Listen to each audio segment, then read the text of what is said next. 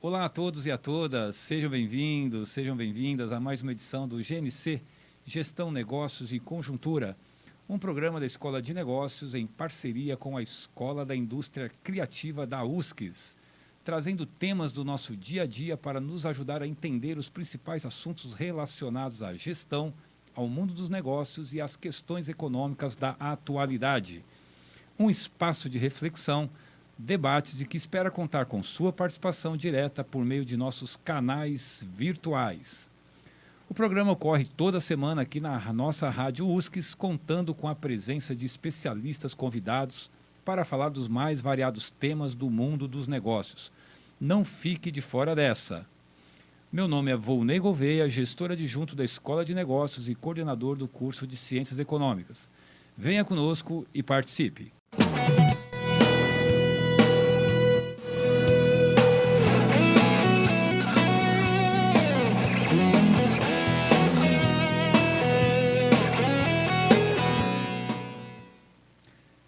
E no programa de hoje falaremos sobre o recente aumento da taxa Selic.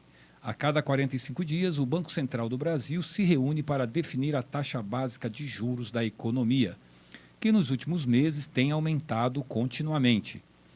De forma simples, isso quer dizer que, quando o governo aumenta a taxa, ele está sinalizando para nós, consumidores e empresas, que devemos emprestar dinheiro para ele, o que faz sobrar menos recursos para o nosso consumo, de consumidores e empresas, e diminuindo assim as transações econômicas de consumo e produção, e, por fim, da própria atividade econômica. A motivação básica para essas decisões de aumento da taxa de juros tem sido a inflação. Ela tem aumentado muito nos meses recentes e acendido o alerta do alto risco de voltarmos à inflação do passado. Mas o efeito deste aumento, se por um lado diminui a pressão inflacionária, por outro gera recessão econômica e aumento do desemprego, problemas que já são graves e com os quais já temos convivido há algum tempo. Para falar sobre este assunto, temos aqui a presença do professor mestre Alexandre Gaino, professor dos cursos da Escola de Negócios da USCS. Professor, tudo bem? Seja bem-vindo. Obrigado, Volney. Obrigado aos espectadores, ao programa GNC. É um prazer aqui poder discutir com vocês um pouquinho sobre inflação, juros e o que isso tem a ver com o nosso dia a dia, o nosso bolso, né? Legal, professor, seja bem-vindo, é uma grande satisfação tê-lo por aqui. Professor, por que a taxa Selic é tão comentada pelos meios de comunicação? Assim, qual a sua real importância para a economia? Bom, Volney, a taxa Selic ela também é conhecida como a taxa básica de juros, né? Na verdade, essa é a taxa, como você mesmo disse, que nós emprestamos para o governo, nós e os bancos, né? Dessa forma, os bancos pensam, será que vale a pena eu emprestar para o governo ou será que vale a pena para emprestar para o professor Alexandre? Ele vai ponderar o risco. E, normalmente, o risco dos países são menores do que os nossos riscos, fazendo com que as nossas taxas de juros sejam maiores do que essa taxa Selic. Todas as outras taxas acabam sendo puxadas quando a Selic sobe ou diminuídas quando a Selic cai. Legal, professor, mas então se os juros aumentam, significa que o custo do crédito aumenta para quem está endividado. Mas pensando nessa mesma linha, é bom para aqueles que não estão endividados, certo? Sim, com certeza. Aqueles que têm o seu dinheiro aplicado, principalmente em renda fixa, né, conseguem recuperar um prêmio maior, né? Mas a gente precisa pensar um pouquinho à custa do que essa recuperação se dá. Uma vez que esse juros maior também tem efeitos negativos sobre a nossa capacidade de consumo, sobre a capacidade de investimento das empresas, podendo, como você disse no início, trazer a atividade econômica para baixo. Eu ganho por um lado, mas talvez perca por outro. Professor, o Brasil é um país de renda média baixa. Nós temos 90%, um pouquinho mais de 90% dos brasileiros que ganham até R$ 3.000, pelo menos daquela população que está efetivamente empregada. E esse nível de renda certamente não permite a essas famílias se manterem economicamente. levando-se em conta, por exemplo, que segundo o Diese, o salário mínimo deveria valer em torno aí de R$ 6.400 para atender às necessidades de uma família de 4 pessoas. Com essa elevação da taxa Selic, nós temos um cenário um pouco perverso, então, né? Porque apenas poupa com essa elevação da taxa Selic quem tem dinheiro ou quem tem renda disponível. Mas essa massa de trabalhadores, então, acaba tendo uma dificuldade de destinar parte da sua renda, que já é pequena, que é metade ou menos da metade do que define aí o estudo do Diese, para aplicações financeiras. Então, eu poderia dizer que ele perde 2 vezes, ou seja, ele perde com o aumento da taxa Selic, porque há um risco de aumento do desemprego e há um risco de empobrecimento de um lado, e ao mesmo tempo ele deixa de aproveitar uma oportunidade de investimento que será aproveitada por apenas alguns setores. Você citou, você se antecipou dizendo que os bancos, por exemplo, seriam um dos principais beneficiários aí dessa elevação da taxa de juros. Está correto esse raciocínio? Perfeito, raciocínio perfeito. Né? Os consumidores aqui com rendas que são insuficientes para as aplicações financeiras, né? E a gente pensa, a pessoa normal no dia a dia ganha lá R$ 2.000, R$ 2.500, onde os custos de transporte, alimentação, habitação acabam consumindo grande parte dessa renda, não sobra para as aplicações financeiras. E aí, obviamente, esse retorno é um retorno que a gente imagina, gostaria, mas não vê. A gente não sente no bolso. Professor, a justificativa para as permanentes elevações aí da taxa de juros para conter a inflação, ela é apropriada? Eu pergunto porque há um grupo de economistas que acha que a nossa inflação é de custos, ou seja, ela está muito associada ao aumento do preço dos insumos de produção e não de demanda, como parece sugerir a interpretação do Banco Central. Na sua visão, qual pode ser aí efetivamente a causa desta inflação que tem sido utilizado como justificativa para a elevação da taxa Selic? Existe alguma outra alternativa de raciocínio ou é isso mesmo, é inexorável o aumento da taxa de juros? Perfeita a sua pergunta, Vonei. Acho que no debate em geral, né, a gente não escuta essa questão de diagnóstico da inflação. O que é que está causando a inflação? Será que a gente está tendo uma demanda muito acelerada, as pessoas gastando muito, levando à elevação dos preços, né? Podem ser as pessoas, pode ser o governo, pode ser as empresas, mas será que é isso que a gente vê na nossa economia? Ou, na verdade, ela pode estar sendo puxada por fatores relacionados a custos de produção, ao mercado internacional, né? Aos preços internacionais das commodities, a um câmbio bastante desvalorizado que acaba puxando aí a nossa produção para o mercado externo e aí sim, né, tendo impacto sobre os preços dos produtos internamente.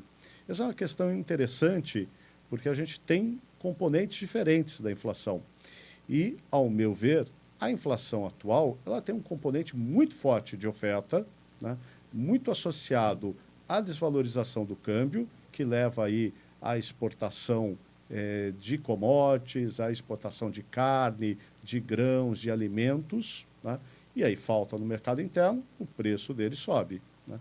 E também efeitos sobre combustíveis, né? A gente tem visto aí ao longo dos últimos meses, até em virtude da guerra da Ucrânia, mas não somente da guerra da Ucrânia, o preço do combustível já vinha subindo anteriormente, um aumento bastante expressivo desse segmento. E isso se alastra pela economia, né? Se você não acredita que combustível impacta em quase tudo que você tem, é só dar uma pensadinha, será que essa camisa que eu estou usando, né, ela foi produzida ali do lado de onde eu moro ou do lado de onde eu comprei? Ou ela é produzida longe, precisa vir, e aí o frete tem muito a ver com o preço do combustível, aumenta, né? Eu acho que essa é uma questão importante. E aí, diferentes diagnósticos têm diferentes remédios, né? É como se fosse, né, a economia como se fosse um organismo, né? E nós precisamos do remédio correto para a doença, né? E o aumento da taxa de juros, o aumento da Selic, talvez não seja o melhor remédio para esse tipo de inflação. É uma inflação que poderia ser combatida por meio, por exemplo, de redução tributária em alguns setores que estão sofrendo com esse aumento de preço, poderia ser combatida com alguma regra sobre exportação, né, aumentando a oferta dos produtos no mercado interno, ou ainda poderia ser combatido por meio de uma tentativa de redução do câmbio, que aí, diga-se de passagem, a taxa de juros tem até alguma relação. Um juros maior, ao atrair dólares para a nossa economia, levaria a uma certa suavização do câmbio, uma redução do câmbio, né? Mas a gente está vendo que, em virtude das incertezas e instabilidades externas, está difícil esse câmbio cair abaixo dos 5, hein? Professor, essa sua reflexão me leva à próxima pergunta, que tem a ver com os componentes da inflação. Quando olhamos com detalhe a inflação divulgada pelo IBGE, percebemos que o índice é uma ponderação da elevação dos preços de vários bens e serviços. Temos os chamados bens livres ou comercializáveis, muito associados às commodities, grãos, petróleo e minério, os bens não comercializáveis, serviços de forma geral, plano de saúde, educação, moradia, e os preços e os serviços administrados, cujos preços são controlados pelo governo, como luz, telefone, e sobretudo os combustíveis, como você apontou agora. Na sua avaliação, quais dessas categorias têm explicado mais o avanço recente da inflação? E qual deles responde mais rapidamente à elevação da taxa de juros? Okay. É óbvio que a inflação vai ser um cômputo, uma soma desses vários efeitos sobre vários segmentos e preços, né? Se a gente pega o começo do ano, todo mundo já sentiu aí a elevação do preço dos chamados serviços, né? Principalmente ali o plano de saúde, né? A educação, tem um aumento das mensalidades nesse período, ali ele dá uma puxada na nossa inflação, né? Quando você pega os dados, alimentos, né, têm aumentado bastante ao longo do último período, inclusive até como um rescaldo, né, como um certo efeito ainda da pandemia, né?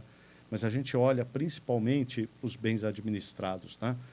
Olha o preço da energia, olha o preço do combustível, como eles têm aumentado nos últimos meses. Isso tem puxado a nossa inflação. E é exatamente o preço dos bens administrados, né, no qual o governo intervém sobre seus preços e negocia esses preços com as concessionárias, as empresas muitas vezes privadas, né, que prestam esses serviços, esses preços sofrem menos efeito da taxa Selic, né? E aí a gente vê um certo paradoxo, né? A taxa Selic aumentando, a inflação continua firme e forte, né? E a gente só vai ver alguma suavização dessa inflação, alguma redução dessa inflação, num período ainda mais distante. Programa GNC repercutindo hoje os recentes aumentos da taxa de juros pelo Banco Central e seus efeitos sobre a economia. Voltamos em 1 minuto. Fique com a gente.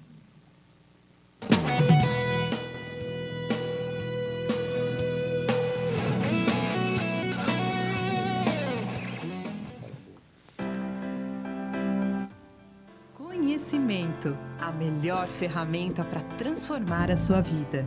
E nós, da Universidade Municipal de São Caetano do Sul, sabemos disso. Os novos tempos demandam inovações e nossa missão é ajudar o estudante a encontrar um mundo de possibilidades. Com mais de 30 cursos de graduação e programas de pós-graduação nas modalidades Lato e Stricto Sensu, oferecemos todo o suporte necessário para que você consiga atingir os seus objetivos. Unindo mais de 50 anos de tradição com modernos recursos e metodologias, sabemos que o nosso sucesso depende do fator humano.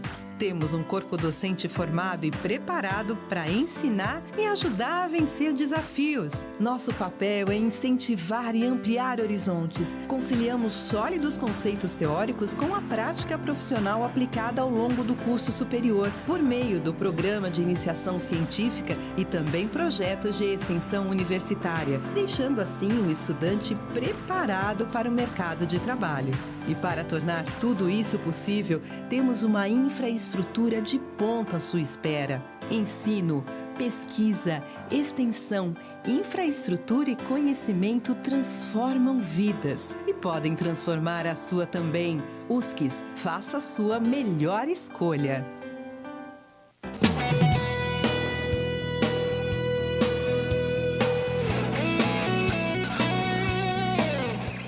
E dando continuidade ao nosso programa de hoje, seguimos falando de taxa de juros e os aumentos recentes conduzidos pelo Banco Central e seus efeitos sobre consumidores e empresas. Hoje, com a presença do professor mestre Alexandre Gaino. Professor, o Brasil adota o regime de metas de inflação desde 1999. Significa que o Banco Central define uma meta de inflação e administra a economia do país de tal forma que a inflação convirja para esta meta.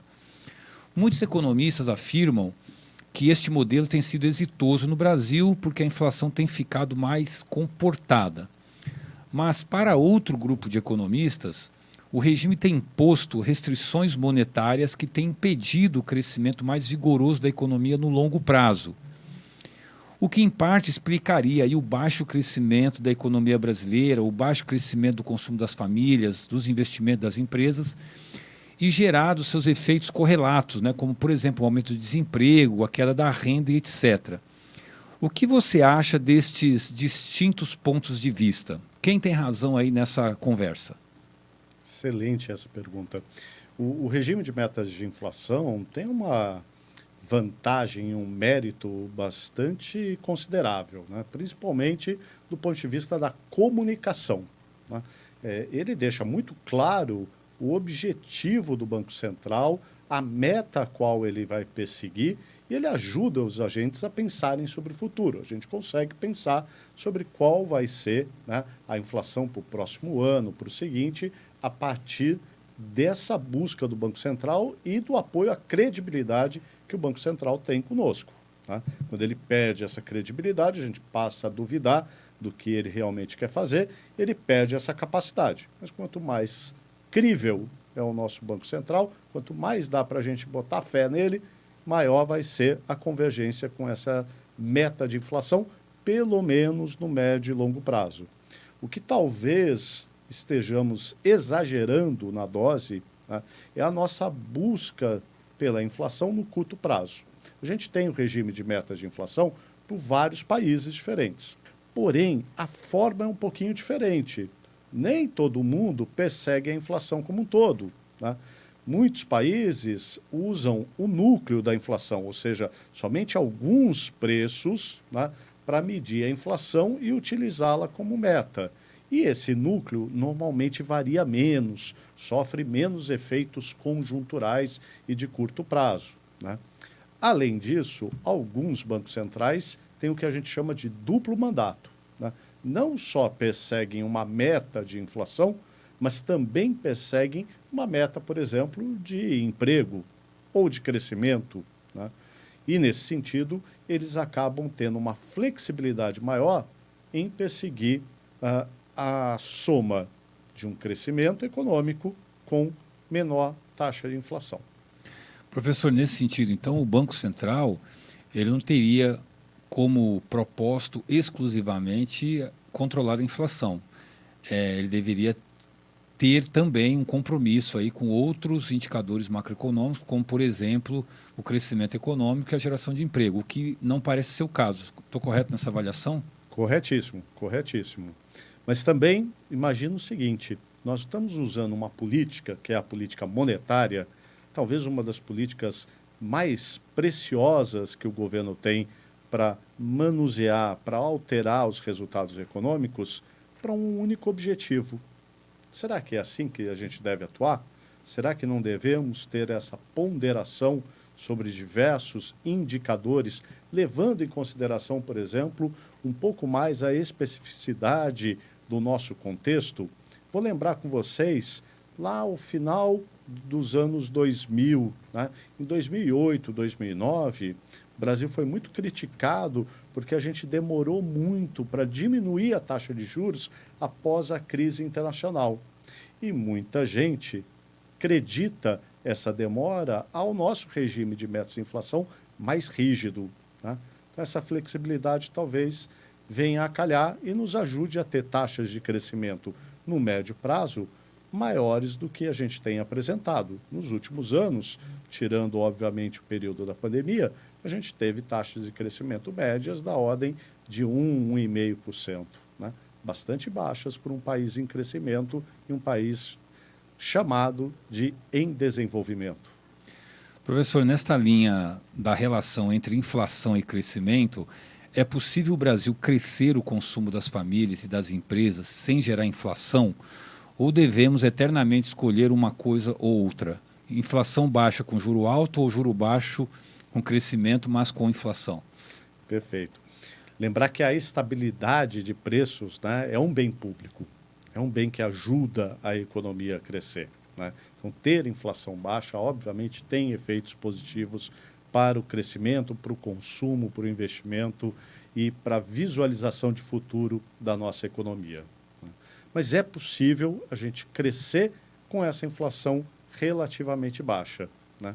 Para isso, a gente precisa tomar alguns cuidadozinhos, né? Precisamos tomar cuidado aonde é que nós estamos aplicando o nosso dinheiro. E quando eu digo nós, eu estou pensando também no governo, né? Será que a gente está utilizando os recursos públicos nas melhores finalidades, aquelas que vão gerar maior retorno no futuro? Estamos construindo, né, uma infraestrutura que vai dar vazão a um crescimento da nossa economia?